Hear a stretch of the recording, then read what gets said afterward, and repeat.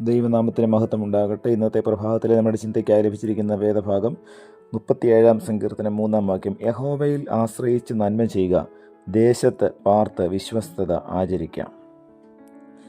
ഒരിക്കൽ ജനക്ഷേമ തൽപരനായ ഒരു രാജാവ് തൻ്റെ രാജ്യത്തിൻ്റെ ഒരറ്റം മുതൽ മറ്റേ അറ്റം വരെ ദൈർഘ്യമേറിയ ഒരു ഹൈവേ നിർമ്മിച്ചു. അതിൻ്റെ ഉദ്ഘാടനത്തിന് മുൻപായി അതിനെന്തെങ്കിലും കുറവുകളുണ്ടെങ്കിൽ കണ്ടെത്തുവാൻ തൻ്റെ 3 മന്ത്രിമാരെ നിയോഗിച്ചു. അവർ ആ റോഡിലൂടെ യാത്ര ചെയ്ത് തിരികെ എത്തി രാജാവിന് റിപ്പോർട്ട് നൽകി.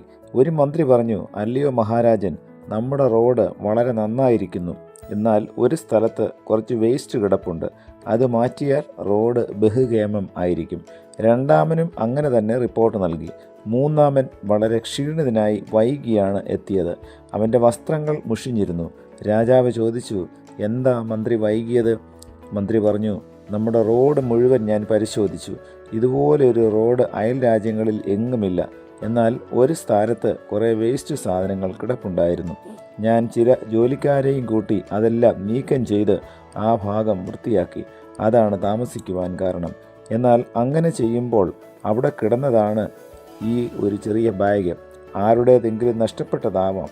രാജാവ് പറഞ്ഞു, ആ വേസ്റ്റ് അവിടെ ഇടിയിപ്പിച്ചത് ഞാനാണ്. അത് മാറ്റുന്നവർക്കുള്ള പണമാണ് ഈ സഞ്ചിയിൽ ഉള്ളത്. എന്നിട്ട് രാജാവ് എല്ലാവരെയും വിളിച്ചു കൂട്ടി.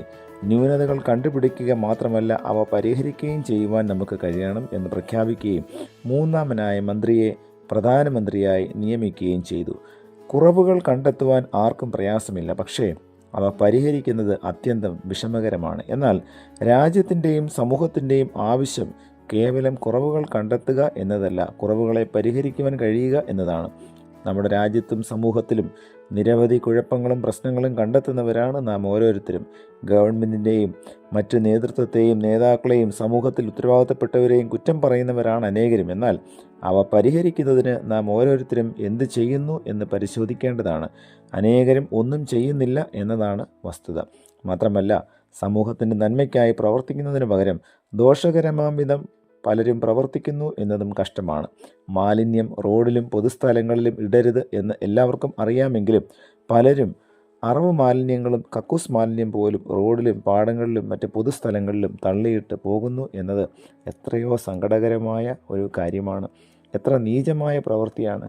ഇവയെല്ലാം മനുഷ്യൻ്റെ സ്വാർത്ഥത വെളിപ്പെടുത്തുന്നതാണ്. എന്നാൽ ഇതിൻ്റെ ദോഷം മറ്റുള്ളവർക്ക് മാത്രമല്ല, അങ്ങനെ ചെയ്യുന്നവർക്കും ഉണ്ടാവുന്നതാണ്. മറ്റുള്ളവർക്കും നാം ജീവിക്കുന്ന സമൂഹത്തിനും ഉപദ്രവകാരികളാകാതെ അനുഗ്രഹമായി ജീവിപ്പാൻ നാം ഓരോരുത്തർക്കും സാധിക്കണം. അതിനായി ഈ പുതുവർഷം നമുക്കും ചില തീരുമാനങ്ങളെടുക്കാം. ദൈവത്തിൻ്റെ പരിശുദ്ധാത്മാവ് നമ്മെ അതിനെ ബലപ്പെടുത്തട്ടെ. പ്രിയ കർത്താവേ, ലഭിച്ച വചനത്തിനായി നന്ദിയോട് സ്തോത്രം.